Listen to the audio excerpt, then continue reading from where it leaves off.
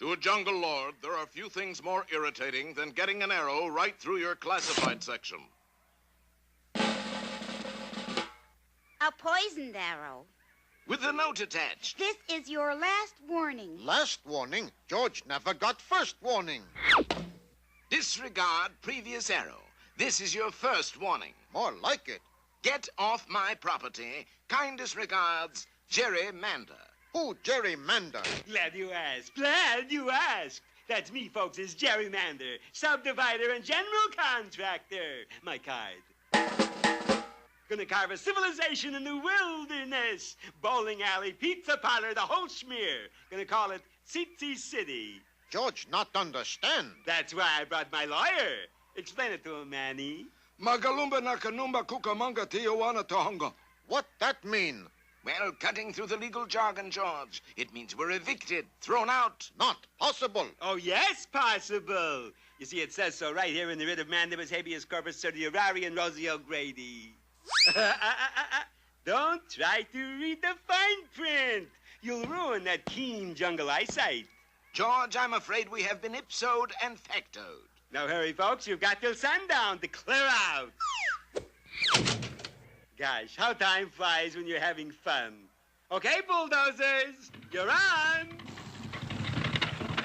George, look, a whole fleet of bulldozers. Well, there goes the neighborhood. George, stop bulldozer, or no reason why. That's pretty good reason. Soon much of the fertile Mbwibwi Valley was cleared of its dense foliage, and in its place, houses began springing up like mushrooms. Now, if I could only get them to start springing up like houses. A little joke there. But mighty George wasn't going to take this lying down. You're going to drive the interloper from our valley? Drive nothing. George make him walk. Good for you, George. Oh! Oh, my, I do hope his splints hold. Now, let me get this straight, Georgie. You're challenging me, gerrymander, to a duel. Right. And I get to choose the weapons? Right. Okay. I choose shovels at 10 paces. Shovels? Pretty silly duel, but okay. George, get shovel and... Hey, what's up? You are, Georgie boy. Put George down. Well, if you insist. Okay, let's roll those cement tracks. Roll them, roll them, roll them. George, the freeway's going right past our house. Going fast, it's going through. That does it. George, put foot down. A few minutes later, George was swinging on his way to try again to bring peace and harmony to Mbwibwi Valley.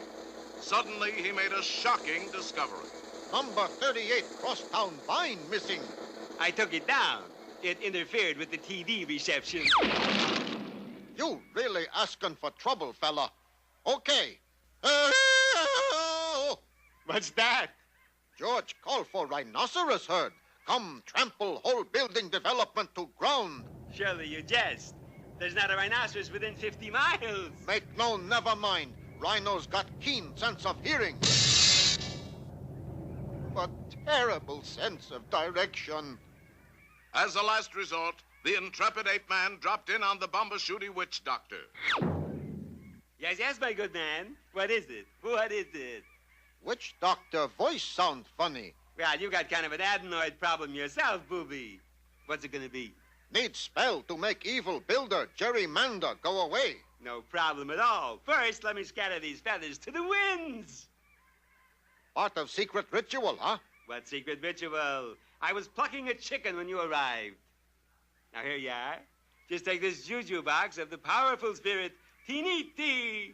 Tiniti? Yeah, his name is right on the side. Oh, sure. Tiniti. Now, just close your little eyes. Lie down here. There. All comfy? Rope's a little tight, doctor. Not for long. Now, just say whatever comes into your mind. Nothing there, eh? Well, don't worry. There's lots of time. And the couch holding George and the TNT rose into the air and disappeared from sight. Well, that's that. Thanks for the use of your office, Doc. You're so right. Now to cut the ribbon on the Tsetse City supermarket. But at that moment, George and the TNT dropped into the deep waters back of nearby Mbwibwi Dam. A moment later, the couch bobbed to the surface. Uh-oh. George dropped the nifty juju box. The explosion blew apart the dam, causing the entire housing development to be washed away in the flood.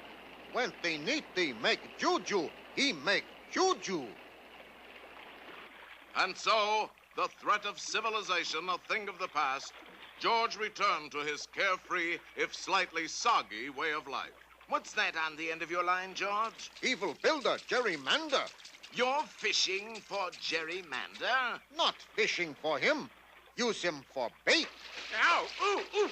Watch the teeth, fella! Watch the teeth! Ooh, ooh, ooh, ooh! When you find yourself in danger, when you're threatened by a stranger, when it looks like you will take a licking, there is someone waiting who will hurry up and rescue you. Just call for Super Chicken. Fred, if you're afraid, you'll have to overlook it. Besides, you knew the job was dangerous when you took it. He will drink his super sauce and throw the bad guys for a loss, and he will bring them in alive and kicking. There is one thing you should learn when there is no one else to turn to. Call for Super Chicken. Call for Super Chicken.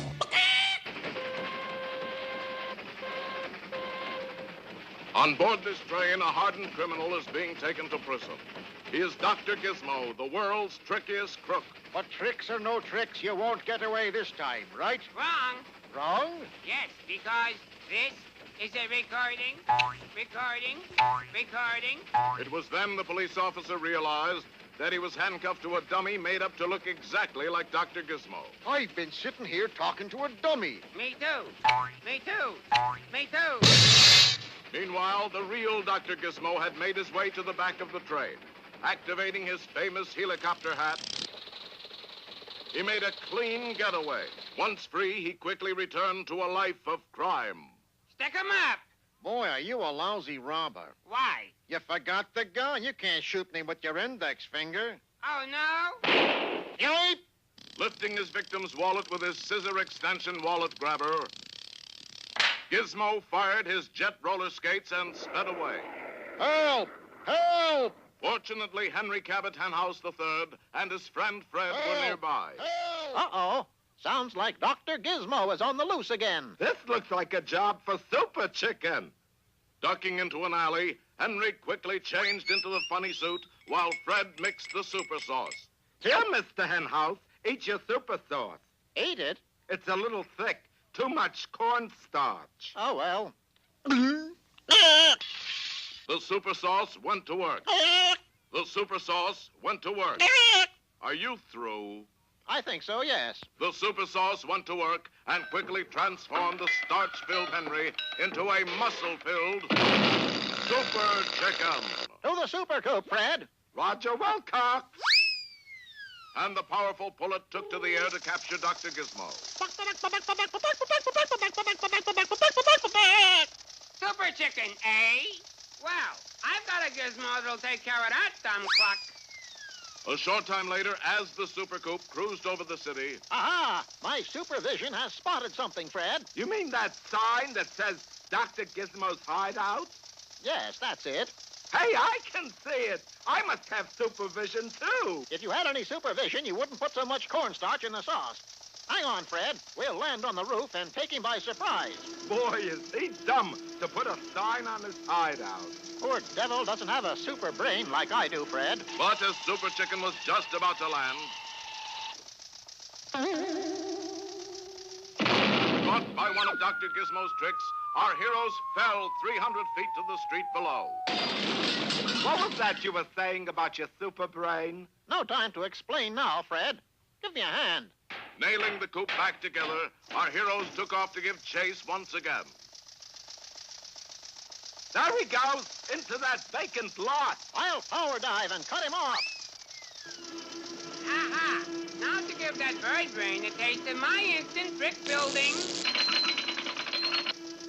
Hey, where did that brick building come from? What brick building? Funny, it used to be a brick building. Ha ha! I stopped Super Chicken dead in his tracks.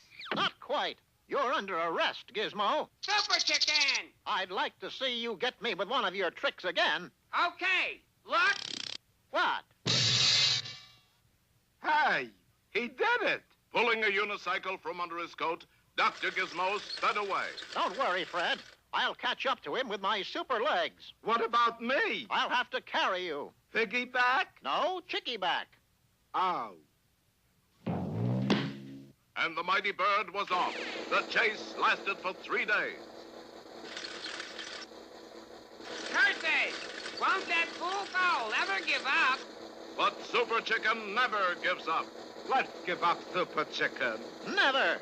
Hey, you're right. At last, finding himself cornered and down to his final trick, Dr. Gizmo had no choice but to turn and face the mighty bird. Come any closer, and I'll blow up Freddy Boy. Uh-oh. He's bluffing, Fred. What if he isn't? You let me worry about that. Well, as long as somebody worries. The fearless chicken pointed his lightning bolt ray at Dr. Gizmo. Drop that detonator or I'll let you have it. I wanted you, Super Chicken. So long, everybody. They both fired at the same time. And, of course, Fred was blown up. But the lightning bolt also went true. Oh, I am certainly a lucky lion. How's that, Fred? That's the first time you ever hit anything besides me. An hour later, Dr. Gizmo was back on the train, heading for prison. Yes, Fred. He could trick me, but he couldn't trick my super brain. Oh, that's what you think, Super Chicken. What do you mean? I mean, this is the recording. Recording. He tricked us. That's another dummy of Dr. Gizmo. But he's not the only dummy in the world, Fred. This is also a recording. Recording. A dummy Super Chicken? Right, Fred. Us real guys are back in the baggage car, and he's still going to prison. Oh, I wish I had a super brain. Even the standard model would be nice. The mighty fowl had done it again. So when you hear that cry in the sky, you'll know it's... Don't ask me. Super Chicken's still on the train.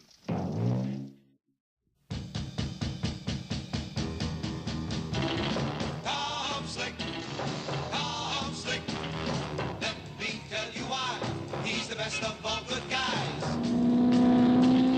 Tom Slick, in the Thunderbolt we slapper once he's on your tail.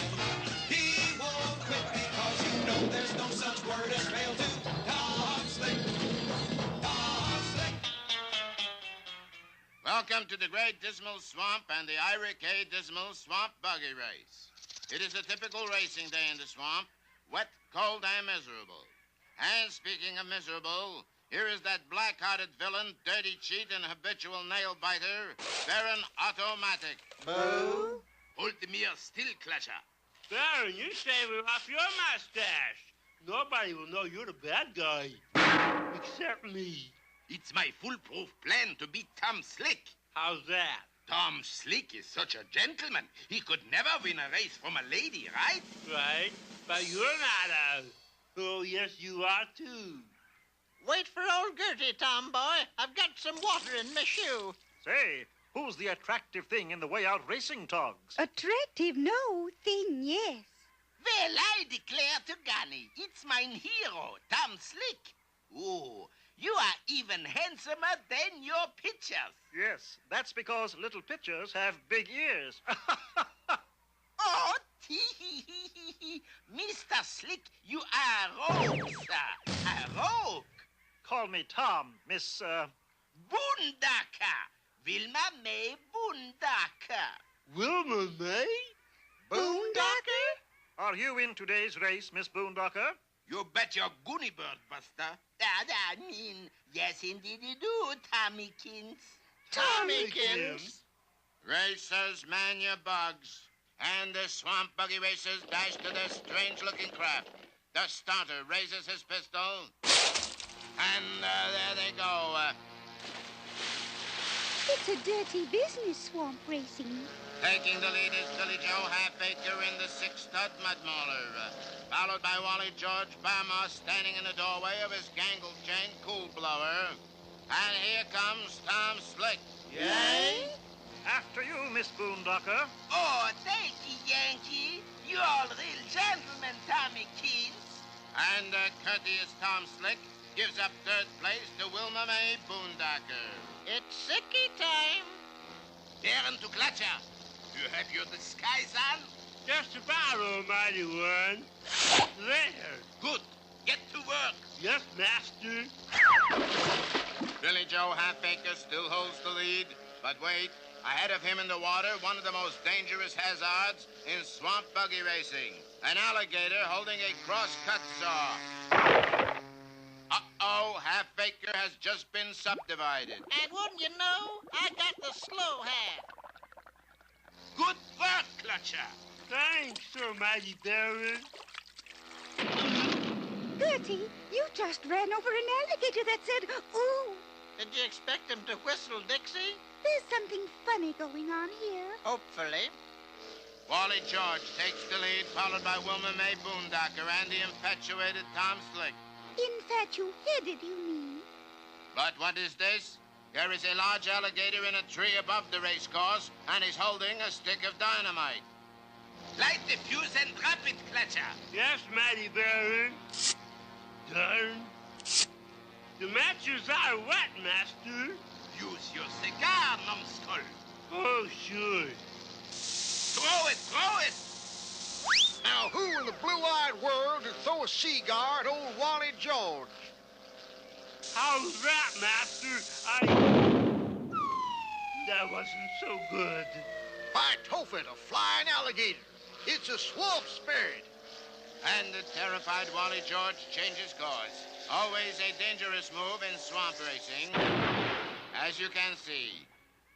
The race is now a battle between Wilma Mae Boondocker and Tom Slick. Hand me that fishing pole, Marigold. I'm going to try a new angle.